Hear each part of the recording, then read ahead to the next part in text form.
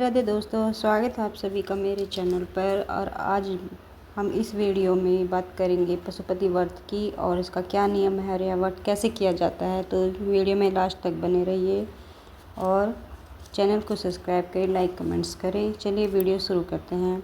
पशुपति व्रत की कथा भगवान शिव से जुड़ी हुई है। यह व्रत भगवान शिव की पूजा और उनकी कृपा प्रदान करने के लिए किया जाता है। इस व्रत की कथा में भगवान शिव के रूपों और महिमा का वर्णन किया गया है।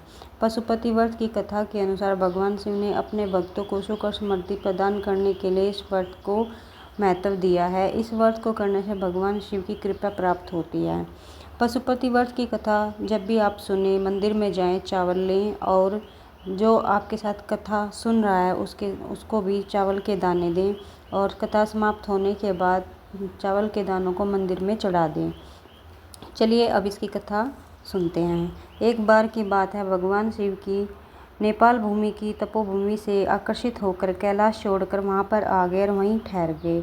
इस शहर में वह 3 सींग वाले चिनकारा के रूप में विचरण करने लगे। इस क्षेत्र को इसलिए पशुपति या मर्गस्थलीय क्षेत्र भी कहा जाता है। भगवान को इस तरह अनुपस्थित देखकर बहुमुखी ब्रह्मा जी और विष्णु भगवान विचलित हो उठे। वे दोनों भगवान शिव को खोजने में निकल पड़े। उन्होंने 3 सींग वाला मर्ग विचलित करता दिखाई दिया।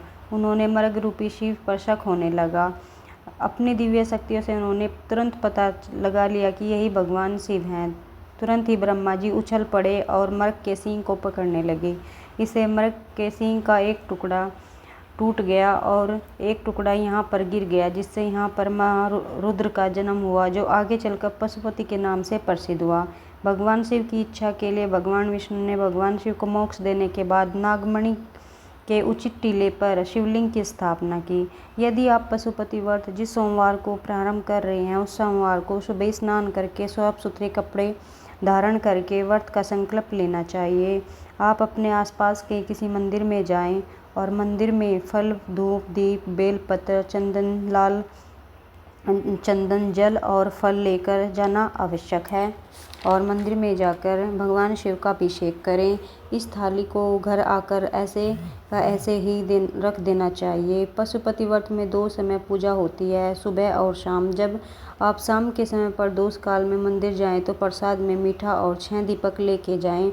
मीठे प्रसाद को 3 भागों में बांट लेना चाहिए। 2 भाग भगवान शिव को अर्पित कर देने चाहिए और 1 भाग को वापस घर ले आना चाहिए। आप जो 6 दीपक लेकर गए उनमें से 5 दीपक भगवान शिव के आगे जलाने चाहिए और 1 दीपक घर आते समय अपने घर के मुख्य द्वार पर दाहिनी ओर दरवाजे के पास जलाना चाहिए। घर में प्रवेश करके जो प्रसाद आप लेकर आए हैं वह आपको स्वयं ग्रहण करना चाहिए, फिर किसी और व्यक्ति को नहीं देना चाहिए। इस व्रत से आप प्रसाद के अलावा भोजन भी ग्रहण कर सकते हैं। हो सके तो मीठा ही भोजन खाएं। आइए जानते हैं पशुपति व्रत के नियम क्या हैं। इस व्रत को सोमवार के दिन किया जाता है। इस व्रत से सुबह व शाम मंदिर में जाना अनिवार्य है। आप जिस मंदिर में प्रथम सोमवार गए हैं उसी मंदिर में 5 सोमवार जाएं। शाम के समय पर दोष काल में पूजा का विशेष महत्व है। शाम के समय पूजा अवश्य करनी चाहिए। भगवान शिव का ध्यान भी करना चाहिए। आप इस व्रत में फलाहार भी कर सकते हैं। व्रत में दान भी करना चाहिए। भगवान शिव के मंत्र का जाप करना चाहिए, जैसे महामृत्युंजय मंत्र व ओम नमः शिवाय।